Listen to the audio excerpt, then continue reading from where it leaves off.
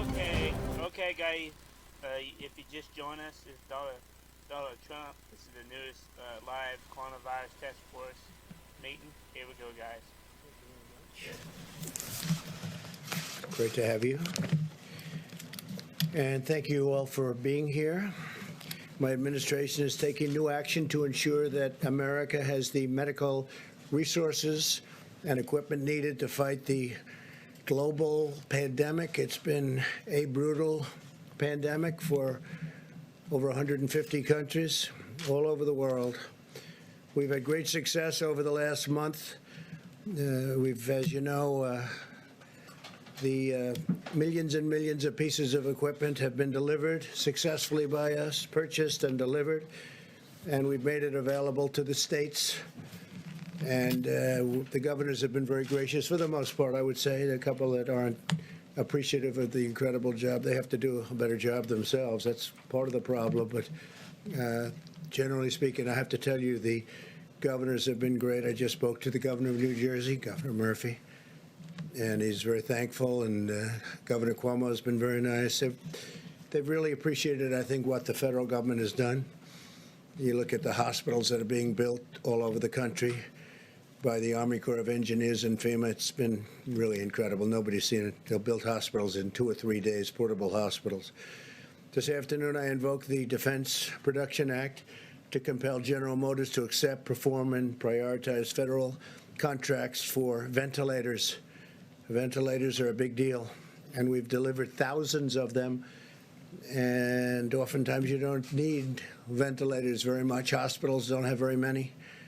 And now we're turning out that we have to produce large numbers.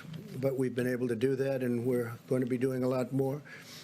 This invocation of the DPA should demonstrate clearly to all that we will not hesitate to use the full authority of the federal government to combat this crisis.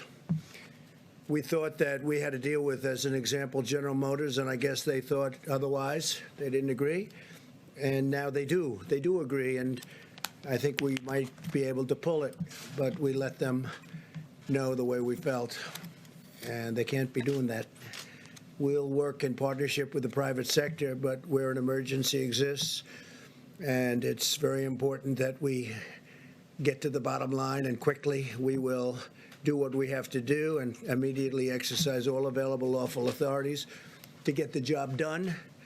This afternoon, I also signed an executive order investing, and very, very strongly investing, the Department of Health and Human Services and the Department of Homeland Security with the full authorities available under the Defense Production Act to respond to the outbreak of the terrible virus, the invisible enemy, as we say. My order also establishes that Peter Navarro, a very trusted person from the White House, and he's done an incredible job for me in terms of negotiation, in terms of understanding where the world is going economically. But my order establishes that Peter will serve as National Defense Production Act Policy Coordinator for the federal government. That's a very important position, more important probably than it's almost ever been in our country. And so I want to congratulate Peter and his family. I know he's going to do a fantastic job. He's been doing that job over the last few weeks. Peter is a PhD in economics from Harvard, has a master in public administration from the Kennedy School, also from Harvard. And he's a tremendous guy, and he will do a fantastic job. And I'd like to maybe ask, before I continue, Peter to say a few words, please. Peter? Thank you, Mr. Thank you President. And of course, you know the Harvard joke. You can tell a Harvard man, you just can't tell him much, right? You can't tell. So, anyway, on a serious note, let me just give you a little idea of the Defense Production Act and why it is so important. We are engaged in the most significant industrial mobilization since World War II. We have a wartime president fighting an invisible enemy, and we have the full force of government coupled with the full power of private enterprise bearing down on this problem for the American people, sir. What we had to do today with President Trump's order with respect to General Motors, I want to give you a little background on that. We need industrial mobilization to make adequate ventilators, particularly in the very short run, to help the people of New York, Detroit, New Orleans, Chicago, Denver, Seattle, all around this country as this virus bears down. And the ventilators really are the most important thing for patients who become most seriously ill. They are literally the lifeline for people. And I've personally been working with FEMA, and I've been working with HHS and over 10 ventilator companies, making sure we can get what we need as quickly as possible. And virtually every one of those companies has been cooperative, patriotic, moving in Trump time, which is to say as soon as possible, sir. But we did have a problem with GM and Ventec. On the one hand, we had Ford and GE moving forward on a similar kind of project, patriotically moving as fast as possible. Over the last several days, we ran into roadblocks with GM. We cannot afford to lose a single day, particularly over the next 30 to 60 days. So President Trump invoked the Defense Production Act as a way of enhancing and accelerating this mobilization. I salute him for doing so. It's going to make my job so much easier. For the most part, we've had tremendous cooperation from the private sector. Today, sir, was the right day to do it. Thank you, sir. Thank you very much. Thank you, Peter, and good luck. My administration is marshaling the full power of the American government, and we will do that, and that's what we've done, and we will continue to do it until our war is won. Economic, scientific, medical, military, and homeland security, all of this to vanquish the virus. We are working to sign contracts immediately with the major ventilator companies in the country, including GE, Philips, Medtronic, Hamilton, Zoll, RedMed, Hillrom, and Vyaire. These are all companies that do this, great companies. The FDA will be reducing and waiving unnecessary regulations in order to get this done. We're going to be getting rid of certain, let's say, barriers to speed. We want them to get it done quickly. They've been doing it for a long time. They've been making ventilators for a long time. Hopefully General Motors will join in the fray. Under the normal condition that you would be, regular times, 29,000 ventilators are distributed in the United States each year. In the next 100 days, well, first of all, we've already delivered thousands of them, but within the next 100 days, we will either make or get in some form over 100,000 additional units. And I guess to put it in other words, in the next 100 days, we'll receive over 3 times the number of ventilators made during a regular year in the United States, and that doesn't include all of the thousands and thousands that we've given to the various states, a lot of them. We delivered thousands, as you know, to New York, and they didn't know they got them. And then we also had thousands put in a warehouse, and that was also for New York, and they just found out that they were there. So we have to make sure that when we deliver things, they get distributed. Earlier today, I spoke to the CEO of Boeing, Dave Calhoun, and Boeing will be producing and donating face shields to help our medical professionals on the front lines. These are actually pretty intricate in terms of the plastic and the quality of the materials. They're important. They've got to be top of the line, and they're going to do thousands of these a week. They've already tested the production, and they're ready to begin producing all of these shields. That's the plastic shields that go over the face. Well, Boeing is also offering us the use of their, what they call the Dreamlifter cargo plane. It's the largest plane in the world, and this is sort of a picture of it. They called up just a little while ago, and that can sort of take anything. That's the biggest in the world, and they're letting us use that for the distribution of product all over the country, especially the heavy product or large quantities of product. And Boeing will dedicate up to 3 planes to the mission of flying medical supplies anywhere we need it. Each plane can carry 63,000 pounds of cargo per flight. That's a lot of cargo.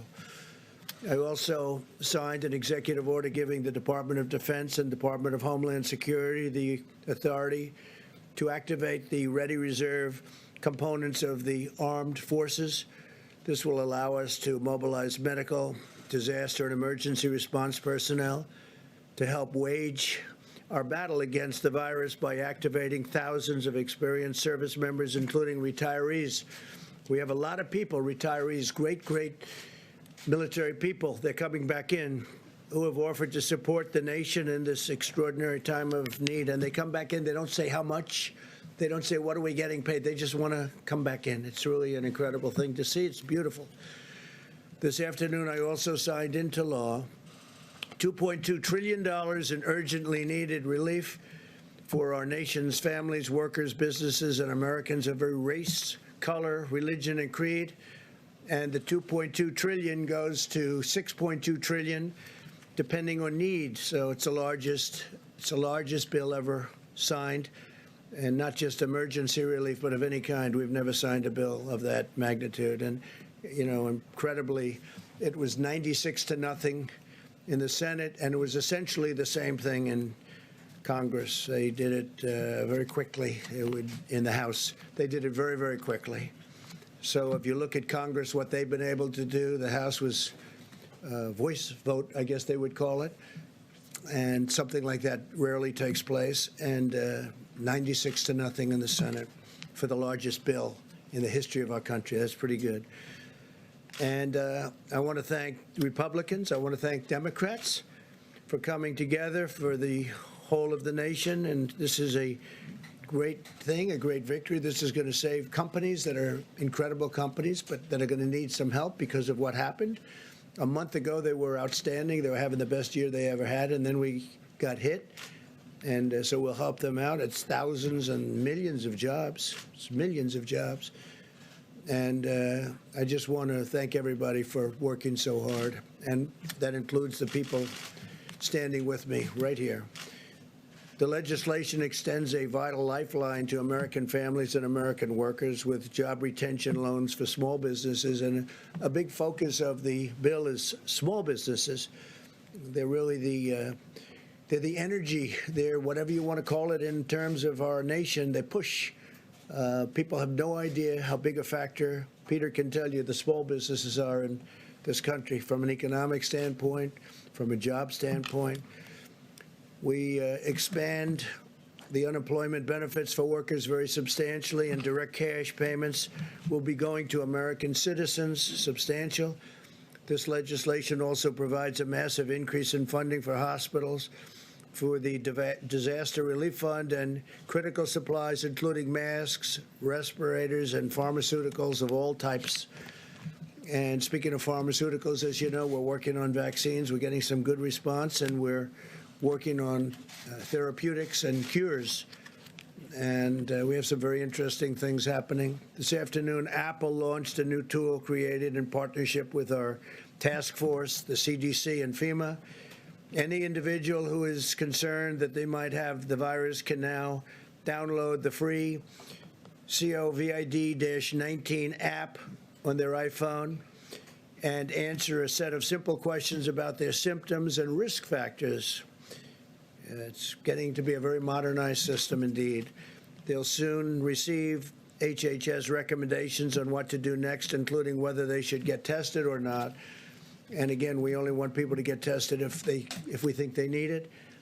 In a few moments, Secretary DeVos and Secretary Perdue will discuss new partnerships with the private sector that are providing meals to millions of students while schools are closed. They've both been incredible, the job they've done. I appreciate them very much. We're grateful for the assistance of Niran Chaudhary, CEO of Panera Bread Company. They've been so incredible to us. And to the people of our country, and Denton McLean, chairman of McLean Global Logistics, and they've joined us. They're on stage with me. They're going to speak. Throughout this ordeal, I've been awed and inspired by the American people more than anything else, more than anyone else. Americans of every walk of life have followed the guidelines, shown incredible compassion, and sacrificed greatly on behalf of their fellow citizens. I want every American to know that their selfless and heroic actions are saving lives, and I want them to know, and I've said it before, that I'm very proud to be their president, very proud of the American people. My administration is actively planning the next phase in an all-out war against this horrible virus. We're now testing nearly 100,000 patients per day, more than anybody in the world.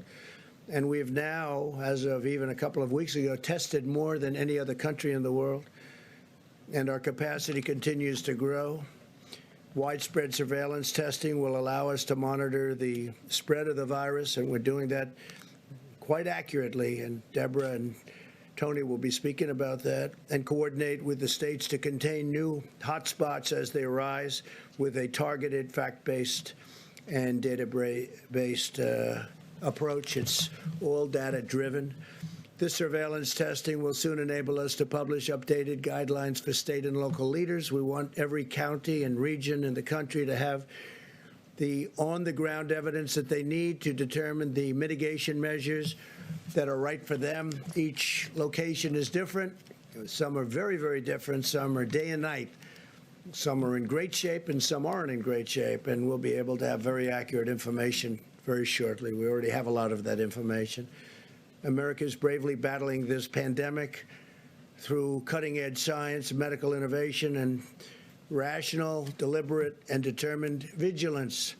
No effort will be spared in winning this war. We're going to win the war. Hopefully, we're going to win soon and with as few lives as possible lost. You see what's going on all over the world. You see the lives. You see Italy. You see Spain. You see all of these countries going through so much, going through such hell. And we're all in very strong communication. I can tell you our professionals are dealing with them every day. Many of the countries, so many countries, but many of the countries we're dealing very directly and closely.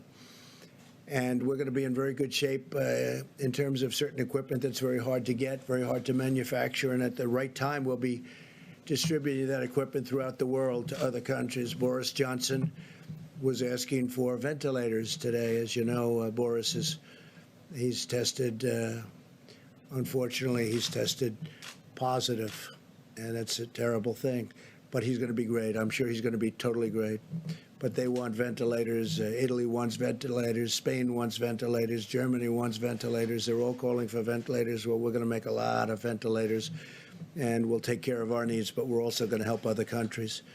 So I just want to thank everybody. I want to thank our great American citizens, and a lot of incredible things are happening, really happening, and it's too bad. I was saying before, we had the press conference when we had a signing ceremony when we signed the largest bill in our history, and I said, think of it, 22 days ago, we had the greatest economy in the world. Everything was going beautifully. The stock market hit an all-time high again for the over 150th time during my presidency, and the world was looking good. And then we got hit by the invisible enemy, and now you have countries all over the world reeling.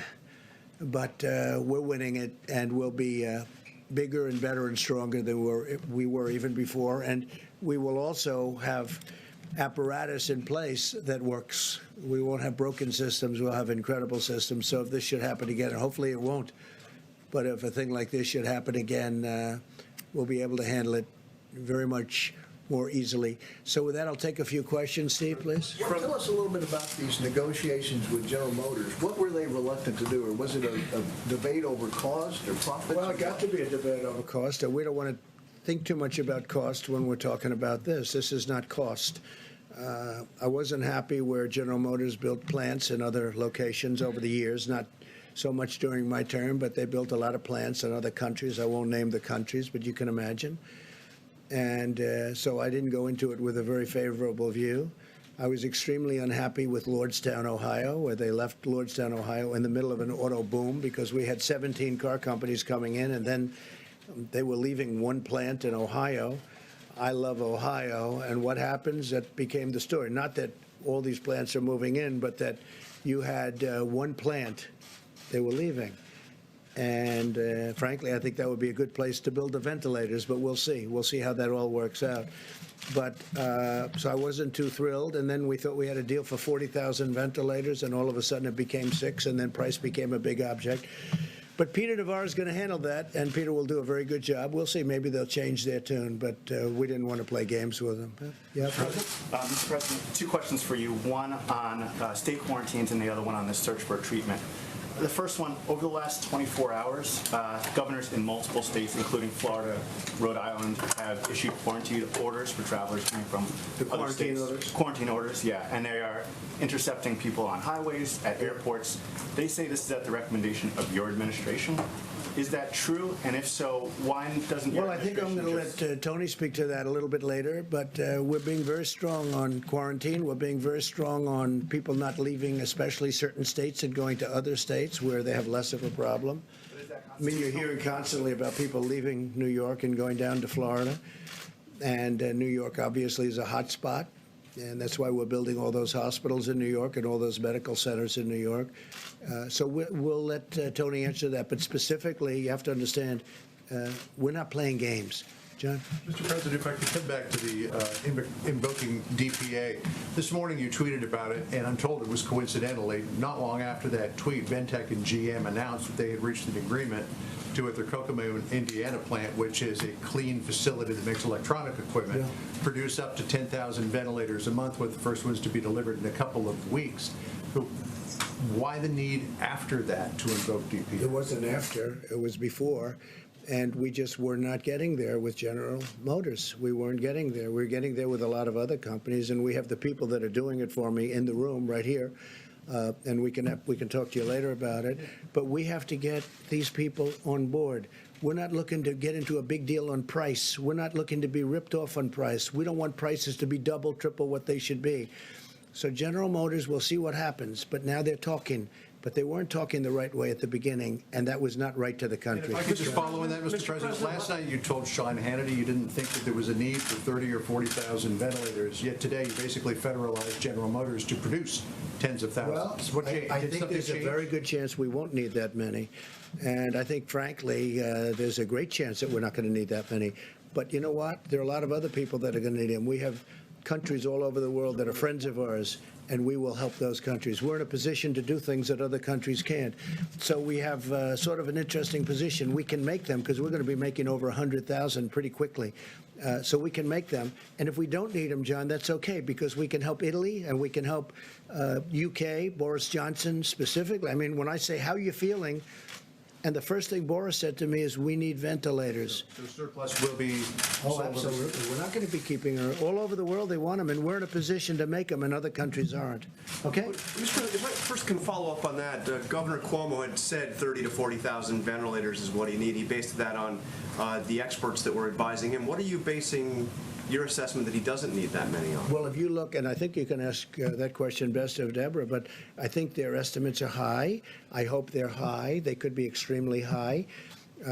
We're doing even hospitals based on pretty high estimates. You know, I'm doing them anyway. And as I told John, if we do not need them, that would be wonderful. We can help a lot of great people all over the world. We can help them live. But I think his estimates are going to be very high. We're going to see. Don't forget, we sent thousands of ventilators to New York, and they didn't know they got them. Then we sent thousands of ventilators to New York. They have a warehouse, a New York warehouse in Edison, New Jersey, which is an interesting thing. And we sent them to Edison, New Jersey. They were in the warehouse, ready to go, and New York never took them. So they knew they were there. So we have to get people lined up. But we've given them, and I'm not blaming New York. Look, this is something that's of a magnitude that nobody's ever seen before. But I'll tell you what, the federal government's done a hell of a job. So we sent thousands of ventilators to New York, and they didn't know about it at the time they were complaining. Thousands. We had 2,000, and then 2,000, and then 4,000, and they were going there in large numbers. And then before that, we sent many thousands. We want to have so many that we do have more than we need, because we can send them to other great countries, and other countries that have been our friends, and they'll never be able to do it themselves. Yeah, please. Some of the governors are not appreciative of what the federal government's done, and you've suggested that some of these governors are not doing everything they need to do, like that these governors are at fault. Can you be specific? What more in this time of Well, I think we've done a great job for the state of Washington, and I think the governor, who's a failed presidential candidate, as you know, he leveled out at 0 in the polls. He's constantly tripping, and I guess complaining would be a nice way of saying it. We're building hospitals. We've done a great job for the state of Washington. Michigan, all she does is she has no idea what's going on, and all she does is say, oh, it's the federal government's fault. And we've taken such great care of Michigan. You know the care we've taken of New Jersey. I think if you ask Governor Murphy of New Jersey, how are we doing? I think he'd say great. I think. He's a Democrat. Governor Cuomo has really said we're really doing a great job. And I saw the news conference where he was thanking the people from FEMA, the people from Army Corps of Engineers this morning. I mean, they built a hospital like in 3.5 days. And it's a big hospital in the Javits Center. And they're building medical facilities in different parts of New York. And Governor Cuomo's been appreciative. But, you know, a couple of people aren't. We have done a hell of a job. The federal government has really stepped up. What I'm asking is, what more specifically do you want the governor of Washington? All I want them to do, very simple. I want them to be appreciative. I don't want them to say things that aren't true. I want them to be appreciative. We've done a great job. And I'm not talking about me. I'm talking about Mike Pence, the task force. I'm talking about FEMA, the Army Corps of Engineers. There's no country in the world could have done what the Army Corps of Engineers has done and is doing. Now they're going in and building they're going into hotels and renovating hotels. That should be for governors to do. That should be for states to do. We have the Army Corps of Engineers so teed up and so stocked up, and they're really psyched, and they're incredible. And there's no games with these people. They're in there screaming, get it done, get it done. There's not like sitting around taking it easy. These are workers. These are incredible people. So I think the Army Corps of Engineers, when somebody, for political reasons, wants to blame, I view that as blaming these incredible people. Nobody's ever seen it. I don't know if you've been to the Javits Center. Now, I've seen it. I would love to go there, but with all that we're doing, we will be tomorrow at the hospital boat. We have this incredible hospital boat. It was supposed to be ready in 3.5 weeks because it's under maintenance, a big maintenance contract. We were able to get it done quickly. We were able to stock it up to the top. And it's leaving tomorrow at 2 o'clock. It's leaving Virginia. It'll be in New York on Monday, weeks ahead of schedule. I think even the media, I think the media and governors should appreciate it. And I have to say, the media's been pretty good, and the governors have been really good, except for a couple. And with them, it's just political. How's Trump doing? Oh, well, I don't know. Let's blame. Because we have done a job the likes of which nobody's seen. So it's the words they're saying that you're concerned about. I think they should be appreciative, because you know what? When they're not appreciative to me, they're not appreciative to the Army Corps, they're not appreciative to FEMA. It's not right. These people are incredible. They're working 24 hours a day. Mike Pence, I don't think he sleeps anymore. These are people that should be appreciated. He calls all the governors. I tell him, I'm a different type of person. I say, Mike, don't call the governor of Washington. You're wasting your time with him. Don't call the woman in Michigan. Well, it doesn't make any difference what happens. The governor of Washington? No, you know what I say? If they don't treat you right, I don't call. He's a different type of person. He'll call quietly anyway, okay? But he's done a great job. He should be appreciated for the job he's done. Yes, ma'am. Given that older Americans are advised to stay at home and avoid travel, is it absolutely necessary for you to go to Norfolk, Virginia tomorrow to wave goodbye to the ship? No, but I have spirit for the country. We have sailors, we have doctors on that ship, we have everything. I'm not going to be jumping around in a huddle.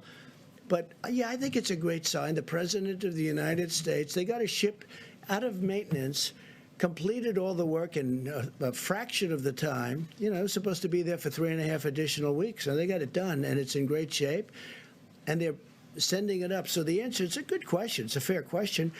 I just feel that as the leader of our country, when they can do work like they've done, and they've been working all day, all night, medical supplies, everything, loading up that ship, I don't think it's the worst thing in the world. It's right down the road practically, right, Virginia. And I think it's great if I go to Virginia. I guess I can take helicopter or plane. It's like a tiny trip. And I think it's a good thing when I go over there and I say thank you. It doesn't mean I'm going to be hugging people, and it doesn't mean that I'm going to be shaking people's hands and everything. But I think it sends a signal when the president is able to go there and say thank you. So we'll be careful. Peter? Mr. President, on the stockpile of supplies for a pandemic, yesterday from the podium, you blamed your predecessor, saying that when you arrived as president, you said, quote, "We took over an empty shelf." You've been president now for more than 3 years. Why didn't you and your administration fill that shelf? Yeah, I did. We did fill it twice. We filled it twice, and we've been distributing that for literally a year. So why are we We've in this been position, filling I out. guess Americans are asking? Nice question, Peter. Thank you very much. We've been filling it out, and we've been filling that stockpile many, many times. It's been filled many, many times. And now what we're doing is something different because I think it's better. We'd fill it, so it comes from wherever the point of manufacture or whatever is. We fill it, and then we go, now it's full, now we take it and we distribute it around. Now what we're doing is we have an emergency. We're saying, go direct, go direct, go direct. We fill it only where necessary, but now we're trying to go direct. So they drop it off in New York, or they drop it off in Michigan, they drop it off in Virginia, wherever it may be, Florida. Well, Florida's getting a lot of things. And we're finding it's a much better system. But we filled and we've stockpiled many, many times. Yeah, we ended up with an empty shelf. Yes, please.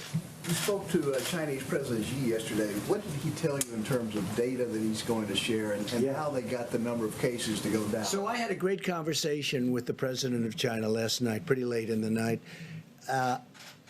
It was fascinating to me. They have it's a different kind of a world. It's a different form of government, to put it mildly. We talked for a long time. We talked for at least an hour, I guess.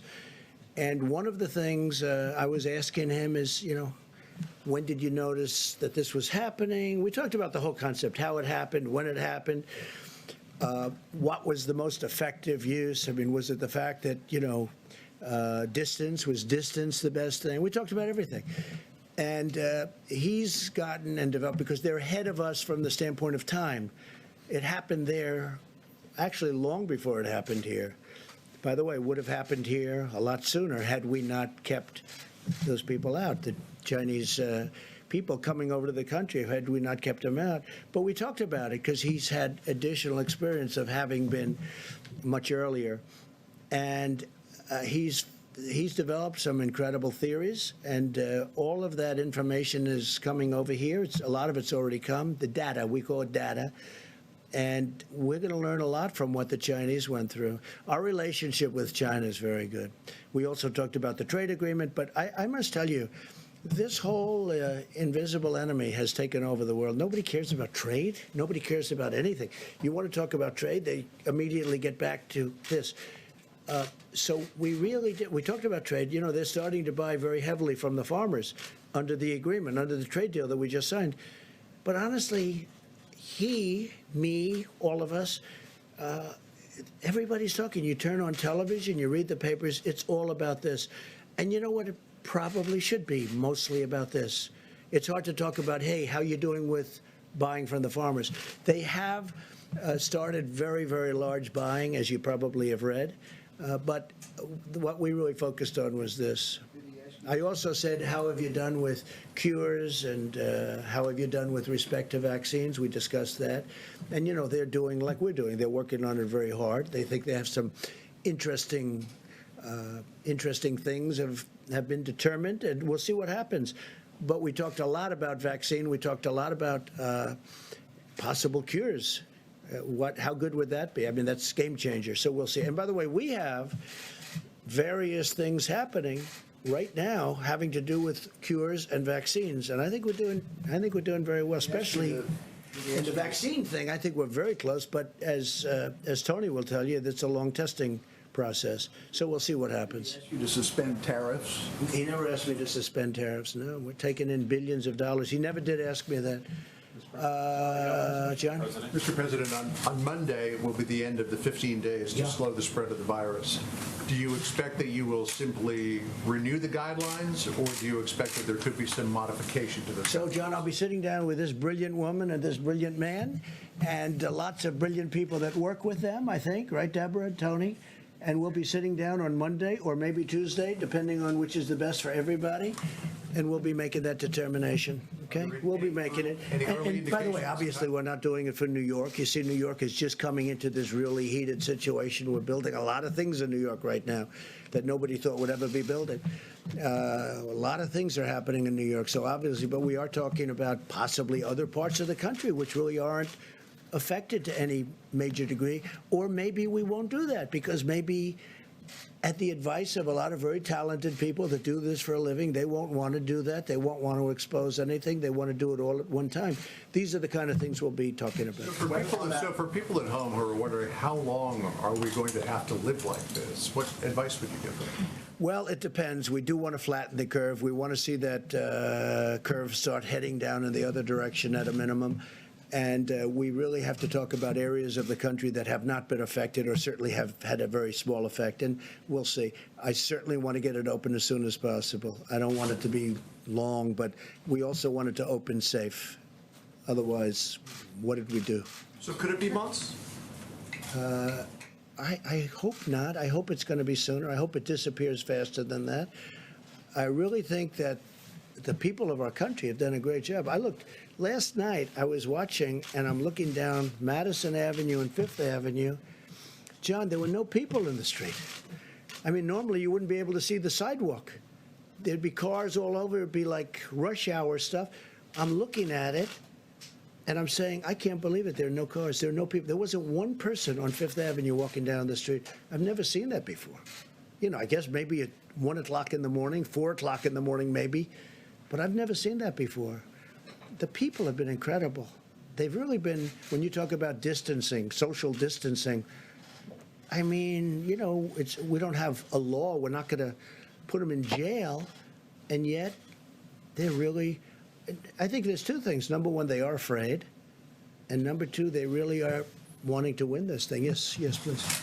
I wanted to ask you about United Airlines said today that they're worried that there's not enough money for them in the $2.2 trillion bill that you just signed, and that at the end of the sort of aid period, which would be the end of September, where the restrictions on layoffs come off, that they could be seeing significant layoffs. And so I was wondering what your reaction to that was, and what the administration might do to prevent. Yeah, sure. It's a good question. We have brilliant people. We have a tremendous amount of money. And we have brilliant people that I'm taking from Wall Street with Secretary Mnuchin, who's done an incredible job, a brilliant guy.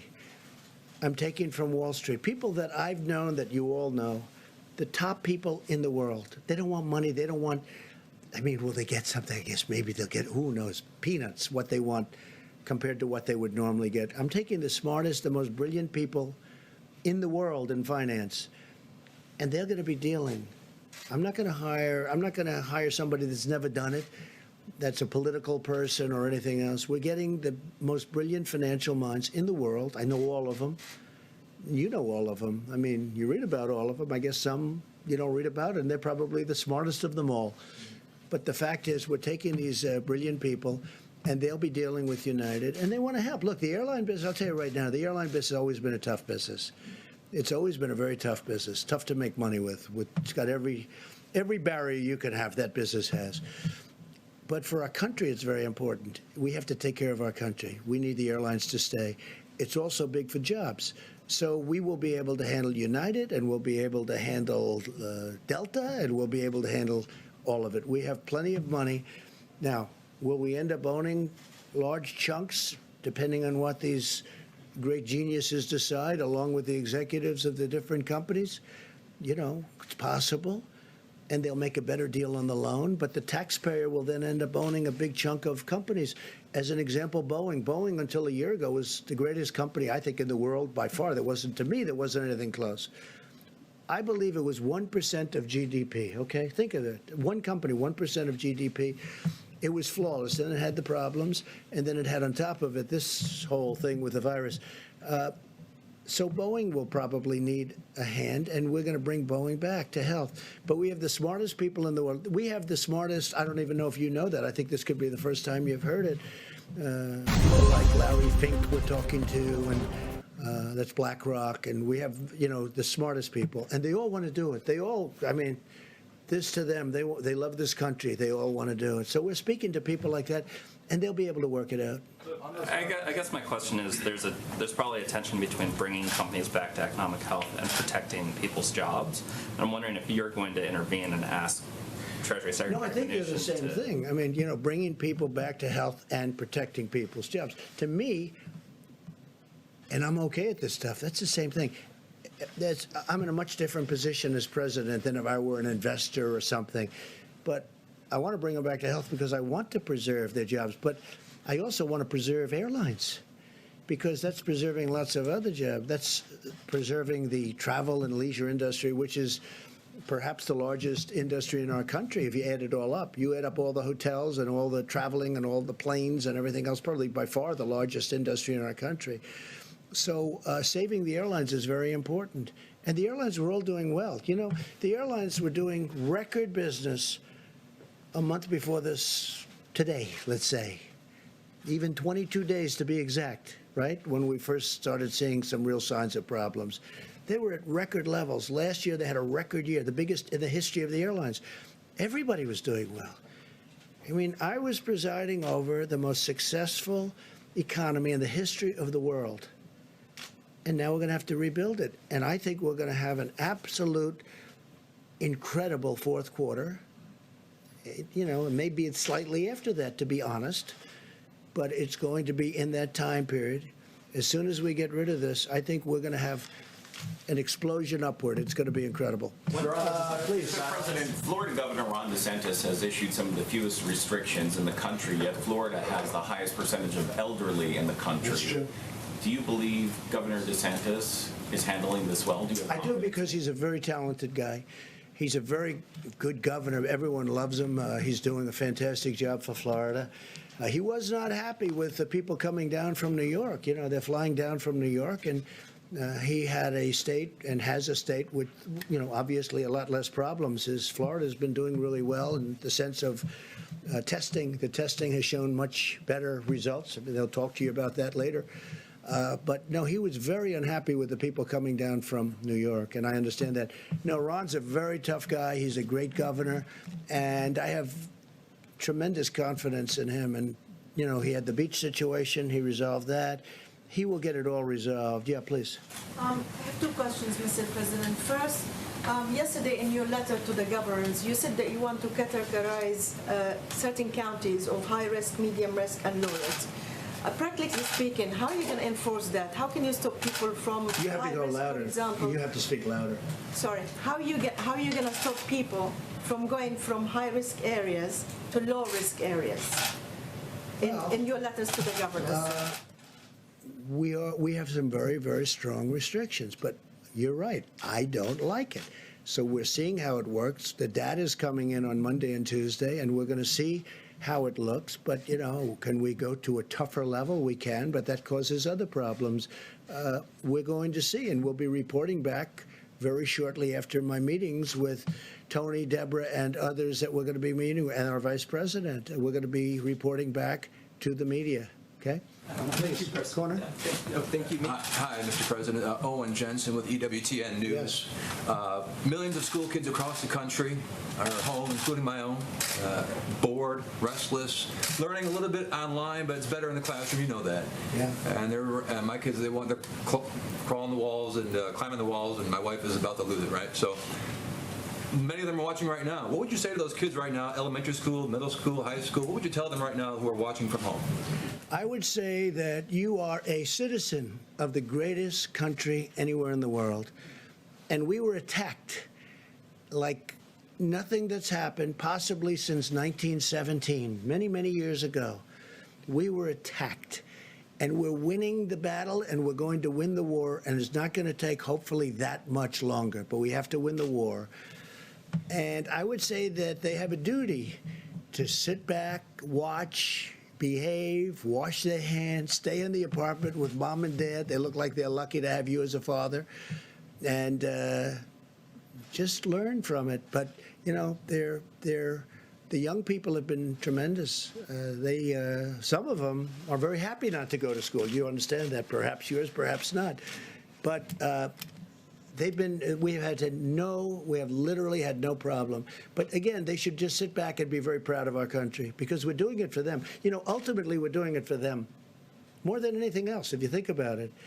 The other thing that's nice, and the one thing that has come out, and I learned this, again, it was reaffirmed by President Xi last night in my conversation, the young people are really, it's an incredible phenomenon, but they are attacked, successfully attacked, to a much lesser extent by this pandemic, by this disease, whatever they want to call it. You can call it a germ, you can call it a flu, you can call it a virus. You know, you can call it many different names. I'm not sure anybody even knows what it is. But the children do very well. It's almost the younger they are, the better they do. I guess the immune system is, sadly for some of us, their immune system is stronger. But actually, I'm very happy about that. But they have been attacked, for instance, the Spanish flu. And if you look at the H1N1, the swine, if you take a look at the swine flu, which was, as you know, not so long ago, that attacked very strongly young children, kids, middle-aged people, everyone. Age is a factor here, so your children should be in good shape. But just tell them to be very proud of the country, okay? Just to follow up real quickly, when does the risk become an acceptable one to allow people to go back to their lives? Maybe well, we're going to make that determination. And you're going to have something to do with that. And look, we're going to be guided also. You have some real strong feelings. The media, I'll tell you what, the media generally, I mean, I've impressed, a lot of the media has been fair. I'm not used to fair treatment in the media. I don't know. I don't know how to handle it. But the media has really been, overall, I think the media has been pretty fair. Some not. I mean, I could tell you who, but what's the point? But the media has really been fair. I mean, they view this as that we're all in a problem together and we're going to win. We're going to win. Please. Yes, thank you, President Trump. New York is currently the epicenter of the outbreak in the U.S. with about half of the cases. Yeah. Yesterday, L.N.C.O.W.A.F laid a lot of the blame for that on the mayor, pointing out that he told people to go about life as normal and he resisted closing schools and businesses. I'm wondering if you agree, and also if I could ask you your thoughts on the stimulus bill preventing aid to your businesses. Do you think that's fair, and what are your thoughts on that? Well, that's not happening. I mean, I think they wrote us out. And that's all right, but that's not happening. As far as the mayor of New York, I'll be honest, I didn't know him well. He and I are obviously opposite persuasions, and we would go at it, but we didn't, I don't know if we ever spoke other than to maybe say hello a couple of times. I did down at the Memorial, World Trade Center Memorial once a long time ago. So I've spoken to him a lot, Mayor de Blasio, and we've really had incredibly productive discussions. I've gotten him a lot of people. We've gotten him a medical center. He's asked for, at Elmhurst, I know Elmhurst Hospital very well. I mean, that was an area of Queens that I grew up in. And boy, you talk about an epicenter. That's really the epicenter of the epicenter. That's really something. We talked about it because that was, you know, very close to where I grew up. And you know, knowing it, being so familiar with it, it's incredible to see where they have the trucks. I don't have to go into great detail, the refrigerated trucks coming up, and I've never seen anything like it. I've spoken with Mayor de Blasio a lot in the last week. We've helped him, I think, a lot.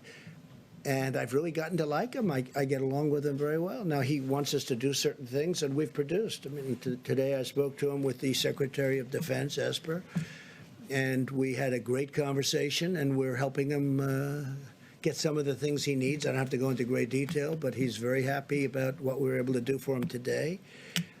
And he's like us. He's working very hard.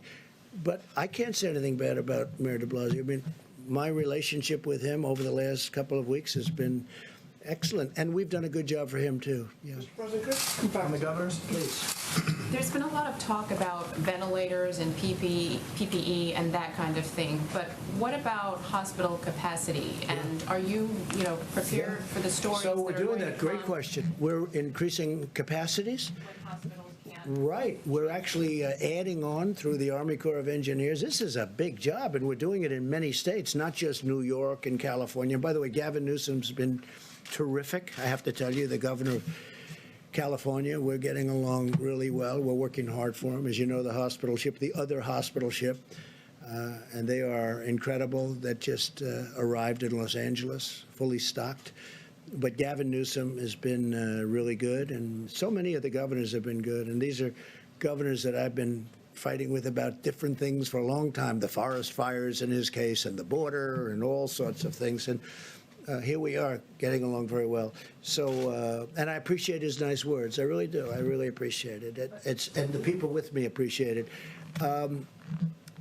Do you have another question? Well, I was going to say on the issue of hospital capacity and beds and being able to treat people and good question. Have them die because they can't have a hospital. Yeah, well, I mean, look, we just started this. You know, we were just notified, and some of the governors have asked us to build hospitals through extensions, through portable hospitals, through things. And, you know, normally this, in all fairness, this is done normally through local government. We don't go into cities and expand a hospital that's existing. But we're doing it now because we really are equipped to do it. We have incredible people.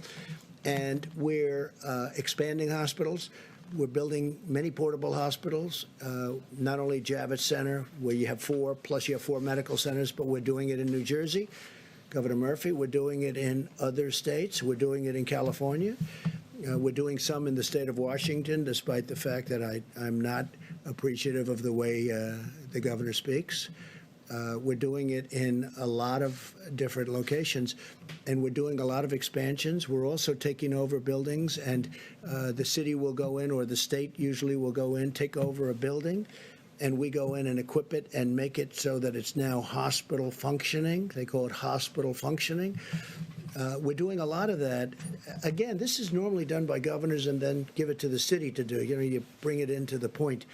But we're doing a lot of that, and they're doing a great job, mostly done by the Army Corps of Engineers and FEMA. A couple questions on those governors. You and your team obviously have had classified briefings on the pandemic, I assume, for a while now. Were the governors included in those briefings that you would have got in January and February? When did you warn the governors, as you would have had the information first? Yeah. Well, they say I had classified briefings a long time ago, which wasn't true. But we've had briefings, and as I know it, the governors have also had many briefings by the federal government. To tell them this thing was coming. This was a... Oh, I think we knew. I think we knew for a while, but if you take a look, I was the first one to say to China, and I have great respect for China, I will tell you that, but I was the first one when they had the problem to say you can't come in, and if you go back, that's a long time ago. So if I can follow up. Mr. President, on this question of ventilators, I understand you have a question whether or not New York needs as much as they want. Governor Cuomo is saying 21 days from now. Here's what we're going to have. Are you ready? We're going to have more than we're manufacturing a lot of them now. Yeah. We're accumulating a lot. We're taking a lot through the act. We're taking a lot. We're actually taking them. And we're going to have, in a very short period of time, and Peter's doing it along with some very talented people, some really talented people. It's very impressive, actually. But we're actually taking a lot. We're going to have plenty. And if for some reason, John, if for some reason you're going to need even more, we're going to be prepared. As an example, we've given out thousands and thousands, which I think you'll know. We accumulated thousands. We give them out. But we right now, I think in the stockpile, we have over 10,000. The reason we don't want to distribute that is for exactly what you're saying. If there's a mad rush in New York, or maybe in Louisiana, or maybe someplace else, we don't want to have given out all of those units, the ventilators, and then in those sections we give them to Iowa, but they didn't have a problem in Iowa. We give them to Idaho. We give them to lots of different places. And now we have to try and get them back, which is never easy to do. Here's my question. No, John, what I'm saying is this. We are prepared for things that nobody has any idea that we'd be prepared. And you know what? When I took this over, it was an empty box. We didn't have testing. We didn't have anything. We had a broken system there. We had a broken system of stockpiling. We had a lot of broken systems. And I'm not just blaming President Obama. You go long before that. But in all fairness to all of the former presidents, none of them ever thought a thing like this could happen. But we have right now 10,000 ventilators in stockpile. We are ready to go with those ventilators. What we don't want is where we distribute the ventilators like we did in New York, and they didn't need them, or they didn't know, or they didn't use them. If we need them in New York, we're going to have plenty. Now, We're getting a lot of ventilators in the next short period of time. A lot of ventilators are coming in the next short period of time. We're manufacturing. We went to all of the companies. I read their names. We went to all of those companies. They are going to go, I would say, round the clock, Peter. Is that right? They're going round the clock. Is 100 days fast enough? Like you said, is that fast enough to get 100,000? Because some of these Let's people put it this way. 3 weeks. Let's put it this way. We've distributed thousands and thousands already. Normally, these would be bought by states, just so you understand. Normally, these would be bought by governors. They were, I don't want to say unprepared, but nobody was prepared for this. What we've done, nobody can even imagine. And by the way, I've had governors tell me, including Democrat governors, they said, we can't believe you've been able to do this. And you go to other countries, and we're not only competing against states, because we don't want to compete against states. We've had a couple of cases where states were buying, we were buying, and I said specifically, because I heard about it, pull back, let the state buy it. Immediately, the price goes way down, and they end up buying it. But we're also competing against many countries, because many countries need the ventilators. That's why I want to build more, if possible. John, maybe we'll take one more question. This is the question the question I was building up to is are you able to guarantee, to assure these states, these hospitals, that everybody who needs a ventilator will get a ventilator? So here's what I'll tell you. I think we're in really good shape. This is a pandemic, the likes of which nobody's seen before. I think we're in great shape. I think that, number one, we've distributed, ventilators is a big deal. We've distributed vast numbers of ventilators, and we're prepared to do vast numbers. I think we're in great shape. I hope that's the case. I hope that we're going to have leftovers so we can help other people, other countries. Everybody who needs one will be able to get a ventilator. Look, don't be a cutie pie, okay? You know, everyone who needs one. Nobody's ever done what we've done. Nobody's done anything like we've been able to do. And everything I took over was a mess. It was a broken country in so many ways other than this. We had a bad testing system. We had a bad stockpile system. We had nothing in the stockpile system. So I wouldn't tell me what like being a wise guy. Go ahead. Mr. President, you signed a bill today the size of which could choke an entire herd of horses. And before you even had a chance to put pen to paper, people were already talking about the need for phase 4. Yeah. Do you see a need for phase 4, and where do you think the priorities would lie? There may be something where we're going to have to help states, because the states have been hurt very badly. And the beautiful thing about our country is $6.2 trillion, because it is 2.2 plus 4. It's $6.2 trillion, and we can handle that easily because of who we are, what we are. It's our money. We are the ones. It's our currency. We can handle it, and we can handle. I watched Jerome Powell the other day, and he did a good job. He said, we'll do whatever we have to do. John, we have to do whatever we have to do. Where do you see the priorities being? The priority is life and safety, and then the economy. Life and safety. Does the Easter goal stick? It seems like earlier in the week you said we love Easter, but now it seems like it could be longer. A lot of things We're heading into a long weekend. Yeah. What do you tell those folks who think they're going to have to wait this out for a while? I tell them if it's your life, then it's your safety. And if we need more time, they're not going to have a problem waiting it out. It's life, it's safety, and it's our country. But we have to take care of people. At the same time, we want to get them out. They want to get out. Our country was built on that. But we have to make sure it's safe, and everyone knows that. Okay, one more question, please. Has your thinking changed over the last 30 days? Thank you. Both the World Health Organization, as recently as today, and your own health officials have said that any treatments that we use for coronavirus should be scientifically demonstrated to be effective. But at the same time, you've said that chloroquine, as an example, could be used as a cure very soon. So is the WHO and your health officials wrong on this point? Are they? So hydroxychloroquine, which is supposed to be the better of the two, seems to have some good backing.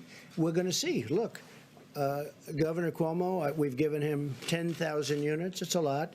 And they're testing it. It's a malaria drug. It's also a drug for arthritis. But it's phenomenal for those two things, as you probably know, especially for malaria.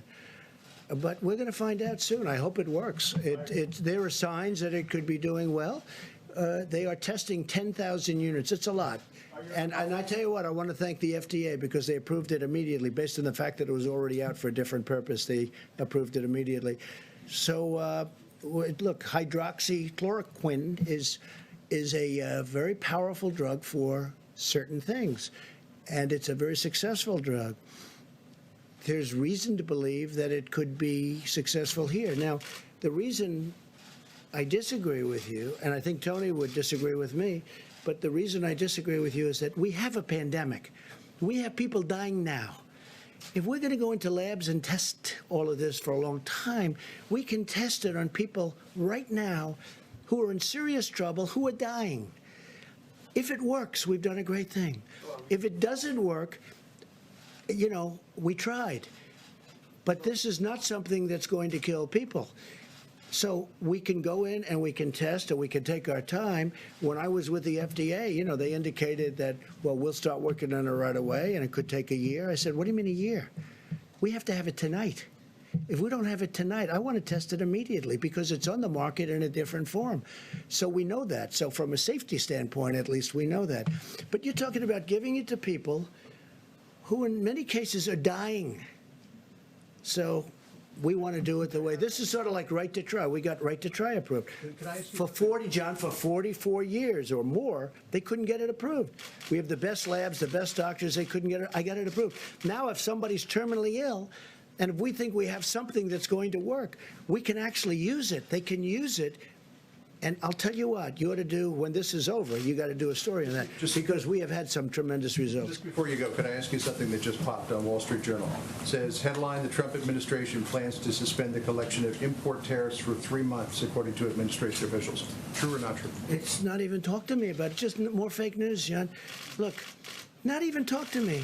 They're talking about, the only one I've heard that from, like as an example, China pays 25% interest on $250 billion worth of product that they send in. That's a lot. Everybody keeps saying, oh, are you going to suspend the tariffs? Well, the answer is no, but President Xi never even brought it up last night. It wasn't even discussed. It's fake news. Tell the Wall Street Journal. You know, the Wall Street Journal does a lot of fake news, too. It's pretty amazing. So I want to leave you by just saying I want to thank you for being here. I want to thank the American public and all of the people that have helped so much. And we're going to give the podium to Vice President Pence, who has been incredible. And if he's tired and if he's not answering questions like he should, we have a great reason, because he hasn't slept in about 4 weeks. But I want to thank him because he has dedicated, I mean, he is a dedicated person long before this, but the job he's done has been fantastic. So I want to thank Mike, all the people on the task force, and FEMA, and Army Corps, everybody. You've been fantastic. Thank you all very much. Thank you, Mr. President. Thank you, Mr. President. Thank you.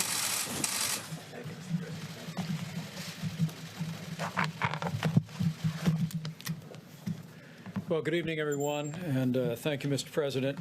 White House Coronavirus Task Force met today. We continue at the President's direction to focus on slowing the spread of the coronavirus through mitigation, expanded testing, and ensuring that our healthcare workers have the supplies that they need. With cases now in all 50 states and more than 50% of cases in the New York area, it's more important than ever to adhere to the guidance of state and local authorities. And for every American, the best thing that you can do, young or old, is put into practice the President's coronavirus guidelines for America. It is the way that each of us can do our part. Since we last spoke, as you all know, the President signed the Coronavirus Aid, Relief, and Economic Security Act. This makes direct payments available to American families. The average family of 4 will receive a direct payment of some $3,400. It also covers payroll for small businesses across the country for a period of several months, so that even if the business is closed, they can continue to have a loan which will be completely forgiven if they keep their whole team on the payroll. There's support for critical industries, for hospitals, and for states as well. As of this evening, the President has issued 12 major disaster declarations, most recently for the states of Maryland and Missouri. And on the subject of vaccines, Emory University in Atlanta today began enrolling volunteers in a phase 1 clinical trial of another possible vaccine for the coronavirus. On the subject of testing, testing is available in all 50 states, and as a great credit to our partnership with commercial laboratories across the country, this morning it was reported that more than 685,000 tests have already been performed, and we are particularly grateful to the American Hospital Association, whose members are now reporting into the CDC and FEMA in real time, giving our experts more visibility on those that have contracted the disease around the country. The President mentioned this, but it's worth mentioning again. Apple has a new app out. It is a screening tool that will help Americans determine whether they should be tested. It has a easy format, question and answer. If you have issues about whether or not a test is appropriate for you, you can use the new Apple app to accomplish that as well. On the subject of supplies, the President spoke about the priority that we're placing on personal protective equipment and especially ventilators, and I will not add to that. I can tell you that this weekend we'll be reporting on aggressive efforts that our supplies stabilization task force at FEMA is taking to import medical supplies from around the world. We're working as we speak on an airlift from a number of countries around the globe to deliver very important medical protective equipment to the United States. At the present moment, you've heard the numbers, but from the Strategic National Stockpile, we distributed more than 7 million N95 respirators or masks, almost 3 million face shields, more than 8,000 ventilators, and donations to the Strategic National Supply. We've mentioned Apple donating some 9 million masks that can be used by healthcare workers, but Merck recently announced plans to donate 500,000 masks, USPS 500,000 masks, and a little company called Puritan in Maine is actually in the business now of manufacturing swabs. So businesses large and small all across America are rising to the challenge. As the President noted, he will attend the embarkation of the U.S. Navy ship Comfort tomorrow from Norfolk. The U.S. Navy ship Mercy arrived in Los Angeles today. We will continue to focus resources and supplies on those areas around the country that have seen significant outbreak. But let me send a word to hospital workers around the country. We continue to hear anecdotally and occasionally see in media reports people who have concerns that their hospital may be running short on personal protective equipment in the days ahead. We just encourage you to alert your hospital administrator. Hospital administrators, please alert your state health director. Tonight, Administrator Gaynor at FEMA will be speaking to all of the state emergency directors in America to talk about the availability of resources, but also encouraging them to have a plan to perhaps even use their National Guard to move medical equipment from storehouses to hospitals. We'll be working very closely with state emergency managers on issues of logistics. But today, we're fortunate to be joined by two members of the Cabinet who have been very busy making sure that the children of America have the meals that they need while school has been suspended in so many places around the country. Secretary DeVos and Secretary Perdue are going to share some exciting news and progress that we've made in feeding children who need nutrition assistance while schools are closed. The truth is many underprivileged kids would not be getting school meals apart from the fact that as we stand here today, our administration has approved waivers for all 50 states to give them flexibilities to work with local partners to get meals to children that are in need, and also a nationwide waiver to allow parents to pick up meals. But what's most exciting today, as our two cabinet secretaries will reflect, we have private sector partners, a few of whom are with us today, who are helping us speed important meals to children and to families around the country. You'll hear in a few moments from the chairman of McLean Global Logistics and also the CEO of Panera Bread about the work that they are both doing to literally deliver millions of meals to American families. It's truly an inspiring story, and I look forward to hearing it from them and sharing it with you. But it's just one more example, as President Trump said, that we'll get through this, and we'll get through this together. Not only a whole of federal government approach, working with all of our state partners, working with healthcare authorities at the local level, but also working with businesses that have been willing to step up and stand at the point of the need and be there for the most vulnerable and help us meet the needs of our children and of our families. And on behalf of the President and a grateful nation, we thank you. Madam Secretary. Thank you so much, Mr. Vice President. And I just want to begin by thanking President Trump for his clear-eyed leadership during these challenging times for our country and for our world. And Vice President Pence, for your tremendous leadership of the task force and for truly making a difference that's certainly true for America's students and teachers as well. Most of them, as Owen said a moment ago, experiencing unprecedented disruptions in learning and in their lives. I want each of them to know that President Trump and his administration are taking decisive action to keep them safe and healthy so they can continue learning. We must rise to the challenge of educating all children from all walks of life who all of a sudden are in many, many different learning environments, and they're counting on all of us to find solutions. I'm really pleased to be here today for the announcement of another terrific solution initiated under the President's leadership. Secretary Perdue is going to share details of this public-private partnership, but before that, I'd like to provide a few additional comments and talk about the work that the Department of Education has been doing on behalf of students, parents, and teachers during this national emergency. My team and I are in contact daily with governors, state school chiefs, college presidents, superintendents, and local education leaders.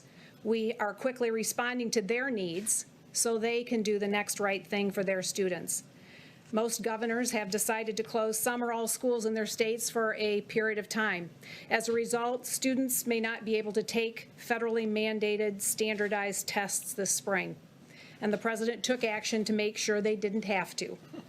We made the process to delay these tests for a year fast and painless. As of today, 47 states have requested the delay or the waiver, and 46 have been approved within a 24-hour period.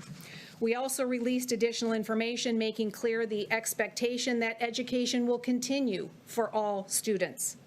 The transition to distance and online learning needs to happen quickly, and it needs to include meaningful instruction and supports for children with disabilities. Learning should not stop or be denied because schools fear federal regulators or fear doing something different. Distance learning is happening. States like New Hampshire and Florida have implemented phased and tiered approaches to meet the needs of students in their states. Other schools and states are implementing creative approaches and working through practical realities to help students continue learning. In remote Colorado mountain towns without internet connectivity, teachers are putting weekly learning packets together, and they're holding office hours by phone to help their students when they're stuck. South Carolina is deploying 3,000 buses with mobile Wi-Fi hotspots to help kids in remote areas access learning that way. This national emergency gives all of us an opportunity to come together to educate all students out of principle. It's simply not an acceptable option to educate none of them out of fear. So we stand ready to assist educators and their students. We're compiling all of the tools we have produced, along with the great resources that states are offering to help keep learning going. There are already many existing online learning platforms, and many states were already offering a robust menu of courses virtually. We will be adding that information to our website on an ongoing basis, and that site is ed.gov/coronavirus. We're using every tool possible to extend flexibility to states and communities. This includes funding flexibility. Where we don't have the latitude, we're working with Congress on solutions. One area is providing direct financial support to students, families, and teachers. We will propose Congress provide micro-grants to help students continue to learn. These would be focused toward the most disadvantaged students in our states or communities where their school system has simply shut down. I've always believed education funding should be tied to students, not systems, and that necessity has never been more evident. We'll also support microgrants to teachers to help them pivot to supporting all of their students in a different environment than they've been used to. We know they are dealing with an unprecedented situation, but it's been truly inspiring to hear story after story of teachers rising to the occasion and meeting the unique needs of each of their students. Ultimately, we know everyone's grappling with the challenge of keeping students safe and healthy while also building capacity for remote learning. It's an important moment to realize that learning can and does happen anywhere and everywhere. I think of the Texas dad who started a daily webinar interviewing friends and acquaintances in wildly different careers and helping students understand what it takes to work in that chosen career. Or the history teacher in Virginia who connects with his students through a live stream every morning. I think of the art teacher in Tennessee who's broadcasting her lessons over social media, or of Second Lady Karen Pence, who prepares packages of art materials and projects for her students to pick up with their school lunches. Or the principal in Alabama, who's going online daily, giving morning announcements, leading the Pledge of Allegiance, and a moment of silence. And I think of the many schools that have distributed laptops and tablets to students who don't have them so they can continue learning over video conference, and the ones that just don't have that option currently, like the remote Colorado towns. Joy Hoffmeister, the school chief in Oklahoma, may have put this best. She told me, "School isn't a building. It's students, teachers, and families working together to advance learning." She's right, and that's our shared mission. Let me also touch very briefly on how we're supporting students pursuing higher education. At the beginning of this outbreak, we immediately gave institutions of higher education regulatory flexibility so learning could go online, and it did. In many cases, it was a seamless transition, and learning continues. And we're continuing to cut federal bureaucracy and let schools rise to meet this challenge. We've vastly improved distance learning policies, which are working quickly to enact for traditional higher education. Shorter-term programs and apprenticeships also need to grow and thrive, and as the President has so effectively championed, workers need these options as they look to come back stronger than ever from these momentary setbacks. The President promised to defeat this invisible enemy and keep our economy strong. He took immediate action and provided student loan relief to tens of millions of borrowers. We set all federally held student loans to 0% interest rates and deferred payments for 60 days. Now, with the CARES Act that he signed just earlier today, Mr. President, those actions will extend to 6 months. We hope these actions and others we've taken for those who've become delinquent on payments or have had other issues with their student loan payments will help alleviate the financial burden and anxiety students and their families are feeling during these tough times. These are tough times, but we, the people, are tougher. So in closing, let me offer just a few words of encouragement. To our students, your educations can and should continue. Learning can happen anywhere, and we will help make sure it does. We believe in you. To our teachers, we will support you and help you. You are doing great work. Keep it up. And to every parent and family, we know these are challenging times, but it's in the face of great challenges that Americans have always risen to the occasion and embraced greatness. And I know we'll do that once again. I thank again the President and the Vice President for their leadership on behalf of America's students and on behalf of all of us. And now I'll turn to my friend Secretary Sonny Perdue to share more on how we're working together to help support student nutrition. Thank you very much, Mr. Vice President. While our dedicated educators are out there trying to continue to fill our kids with knowledge even when they're not in a school site, USDA is working very hard to continue to fill their tummies. You may know that many of these children receive breakfast and lunch at their school sites, and our federal government participates with our dedicated school nutritional and lunch professionals throughout the country, and we have issued waiver after waiver to make this flexibility available for things that make sense when children cannot congregate in a singular location. That's one of the first waivers we issued, and when Congress gave us the authority to issue more, we are turning those waivers around and rapid speed, really less than 24 hours. So we're very fortunate that we've got a great team at our Food and Nutrition Consumer Services team working 24/7 to make sure that our kids continue to be fed. It's a great partnership that's happening out there. I want to mention one other simple but very important point about another matter that your listeners and readers may be very interested in. That's the food supply chain.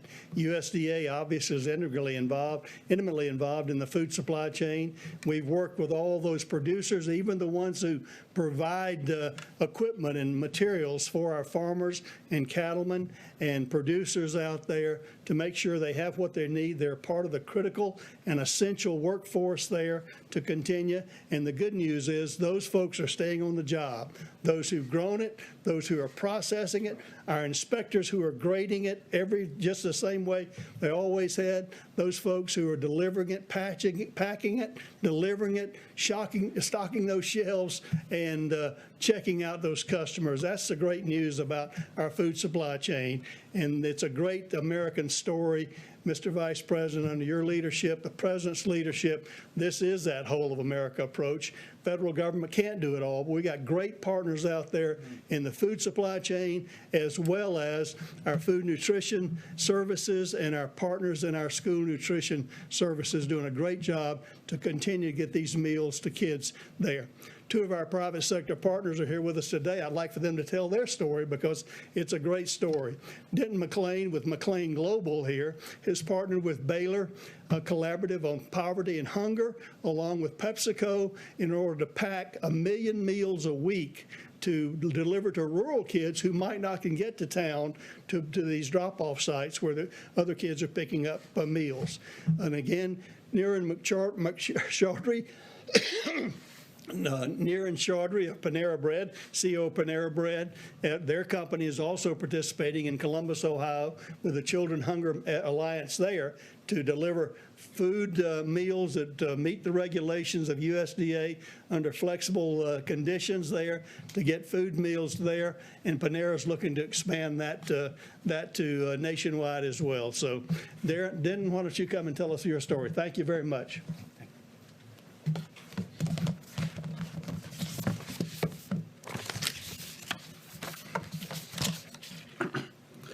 Thank you. Mr. President, Mr. Vice President, Secretary Perdue, and Secretary Voss. Right now, there's a lot of focus on our large cities and the enormous challenges that they face. But imagine this. You live in Iberia Parish, Louisiana, or you live in the Nome Borough in Alaska. Your schools are closed, and normally your children get 2 meals a day at school. Both parents are working from home, but mom and dad just can't get to town where meals are being offered for pickup. That's about to change, and change for the better. Because of this USDA program, McLean Global will source, secure, receive, organize, assemble, package, label, and then deliver boxes straight to a child's home. And here's another big difference. For the first time, we'll be able to offer shelf-stable meals that will last 2 weeks. That's a true game changer for rural families. It's happening because of the President's order to do whatever it takes to get the job done. Everyone knows that tons of paperwork can be like lighter fluid for a great idea, and this is a great idea. We field tested it in 2019, and it worked. You've heard today about the administration's work on this project. Here are some other important partners in this effort. We have Baylor University. They will provide sponsorship and oversight. In addition, we are deeply appreciative to UPS and the United States Postal Service, and we are joined by PepsiCo Company to help get this accomplished. Because of this collaboration and our tireless employees, I can report to you the boxes are ready to ship. And after all, this is all about the children who must be fed during this crisis. We stand ready to serve. Thank you, Mr. President and Mr. Vice President, for caring about the specific needs for the children who live in rural America. Thank you. I want to welcome Niran Chaudhry, CEO of Panera Bread. Good evening. Thank you, Mr. President and Mr. Vice President, for your leadership. It's an honor to be here, and I'm deeply grateful for the opportunity. This is an extraordinary time, and I passionately believe that at such times we must all come together and do our very, very best to contribute and make a difference. At Panera, our mission is simple. It is about ensuring that good food is accessible to everyone, especially those who are the most vulnerable, such as children, and especially at a time like this. And we are absolutely determined to make a difference in this regard. Today, we are announcing a partnership with USDA and Children's Hunger Alliance to serve freshly prepared, wholesome meals to children in the entire state of Ohio to begin with, and hopefully after that to expand that program across many other states in the country. I do believe that the human experience, indeed life, is all about having resilience in the face of adversity and also having the tenacity to just keep going, to just keep going. And at Panera, our associates and our franchise partners live that spirit every single day. They are resilient and they're tenacious. And on their behalf, I pledge that we are committed to do the right thing for the country and help serve those who need it the most at this very important time. We are ready to serve. Thank you very much. Outstanding. Thank you so much. Thank you so much. Thank you for your business's incredible generosity. And I'll actually allow the two business leaders to step out if you'd like. We appreciate you so very much on behalf of the President and a grateful nation. Before we go to questions, I'm going to invite Dr. Birx and Dr. Fauci to step forward with a few reflections on what we're seeing in the data. And as you all are aware, over the next several days, our team will be assembling recommendations for the President to give further guidance to the American people, to states around the country, and they can both share with you the importance of ongoing efforts of mitigation by every American, the need to support what state and local leaders guidance is to every American community, but also as Dr. Birx continues to work carefully with the modeling, analyzing the data, she'll reflect on the progress we've made in that. Deborah? Great. Thank you, Mr. Vice President. Just to pick up on some of the questions that you had earlier. So the issues that we discussed with the modeling yesterday was to ensure that the models were adjusted for the great work that every citizen is making in doing the mitigation efforts, and to see if that was reflected in the requests specifically for ventilators. And so we wanted to make sure that with a limited number of ventilators and the issues that we saw in Detroit and Dearborn, in Cook County, and now in New Orleans, that we were balancing and projecting correctly based on both what the models had predicted and then whether they were adjusted for the incredible mitigation work ongoing in New York City. We understand that this week and next week will not reflect that mitigation, whether it's New Orleans or whether it's New York and the New York metro area. We know that the hospital admissions that we are seeing this week and next week will be infections that occurred before the mitigation started. But we wanted to make sure going forward that the needs reflected that. That was what was adjusted in the Ferguson model for the UK, and I know you're following that very carefully. They believe strongly that the mitigation methods that were put into place that informed our mitigation methods, we all were working off of that same model. And I want to make it clear that those models, those flu models, have been incredibly helpful to really predict what would layering of these different mitigation methods, from social distancing to staying home if you're sick, to staying in that household, to quarantine everybody in the household if anyone is positive. Now, there are other countries that took different approaches, and I want to be clear because we did hear from both China and South Korea. But it's always important that you adopt and adapt it to your community and the reality of your country. We do this around the world. You can't ever just take an off-the-shelf approach and then put it into action in your community. You have to understand your communities. And so although both China and South Korea removed people who were positive from their households and segregated them away from their families, we did not think that our Americans would adopt and adapt to that situation.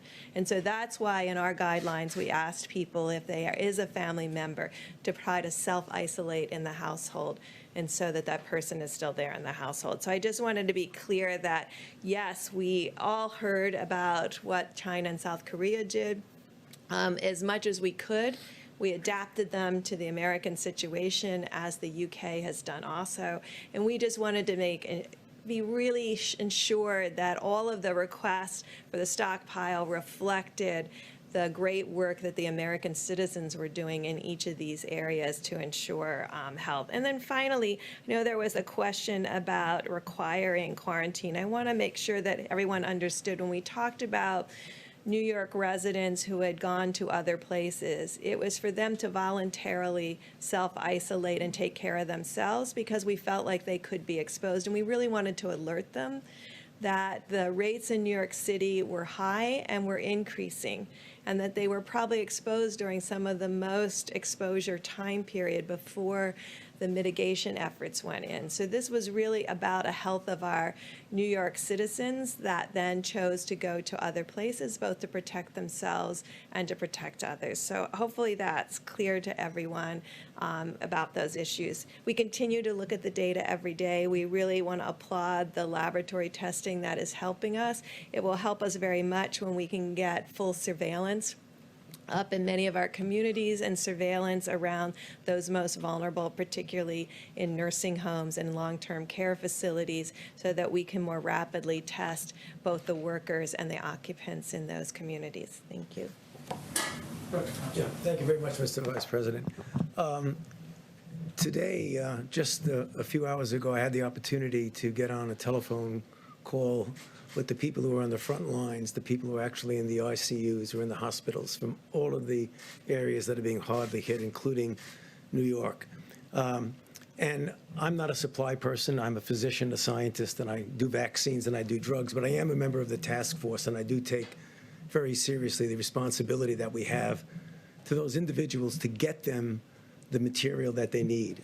We've heard discussions about this, ventilators, personal protective equipment, masks, and things like that. They are doing an amazing job up there. And I just want to have a message to them, which I told them over the phone, that as a member of the task force with my colleagues here, we're going to do everything we can to make sure that they get everything they need at the time that they need that, because they are doing an amazing job up there, and I salute them. Thank you. Great. We'll take a few questions.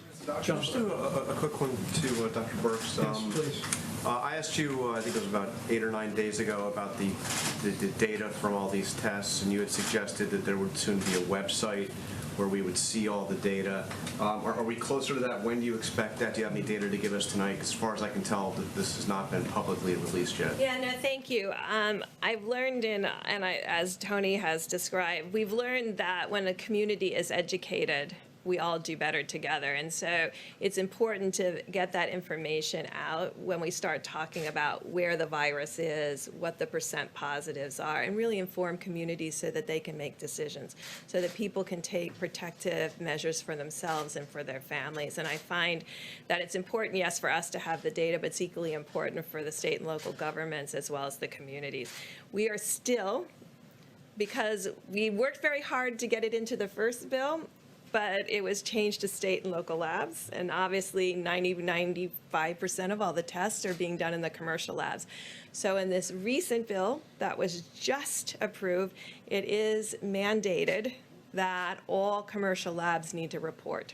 And so you'll have that data when we get the data comprehensively from all the commercial labs.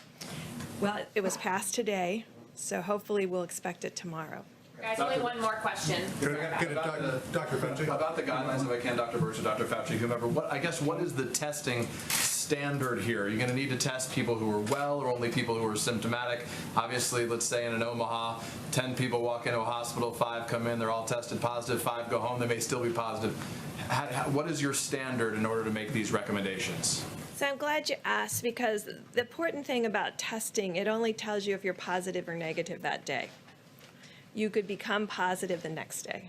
And so testing should be used intentionally as a surveillance tool or a diagnostic tool. And I think what we're going to work on over the weekend is to weave together both a testing strategy for surveillance, which you have brought up in that key point, while maintaining a strong testing for diagnosis, because our first obligation is still to ensure that patients get diagnosed, both so that the personal protective equipment for those who are negative doesn't have to be utilized, but also to give those patients the opportunity to have optimal care. And I think Dr. Fauci mentioned this a few minutes ago. The things we have learned over the last just 3 months was a lot of information about how best to ventilate patients. I think that has been shared across communities and across clinicians around the globe. We never previously had an experience where a lot of people had to be ventilated prone. So this kind of information that has been shared has been critical to improve the survival of the patients that we have in the United States of America. And we really want to applaud the countries who've been giving all of us that information and sharing it across the clinical network. One quickly to Dr. Fauci, if I could. Dr. Fauci, Sunday will mark 1 month since the first death from this new disease. I wanted to ask you a bit of a philosophical question. I've known you for 25 years. You've been through HIV, AIDS, MERS, SARS, West Nile virus, Ebola, all of that. How has this nation changed since that first death 1 month ago? Well, this is truly an unprecedented situation that we're going through. As you mentioned correctly, John, I have been through everything from the very beginning of the very uncertain days with HIV/AIDS. Cumulatively, if you look at what's happened with HIV/AIDS over the 38 years that we've had it, the burden and the suffering and the death has been enormous, historic. But it came over a period of time. There was the fright in the beginning. What we're seeing now in actual real time is something that's unprecedented. This is something that we have never seen before, at least in our generation. They've seen something maybe like this back 100 years ago, and we're really being challenged to not only learn in real time, to be able to respond in a way that is helpful and effective, but we're also in uncharted waters. And I think that's the thing that I find different, is that the waters are uncharted so that it isn't as if we have an example of how to do it. You know, we have an extraordinary confrontation on the health and the welfare of the globe, particularly, you know, for us here in the United States. So as somebody who's been through all of those outbreaks, this truly is unprecedented. So from the first day to now, the first death, we've been through something that no one has ever experienced in our generation. Let me say good evening to each one of you. I trust this was helpful. We'll continue to keep you informed. Over the course of the weekend, the President will be traveling to Norfolk for the embarkation of the U.S. Navy ship Comfort. Our task force will be meeting through the course of the weekend, and we'll be reviewing the data and preparing recommendations for the American people going forward. But thank you all for your time and attention. Secretary Perdue.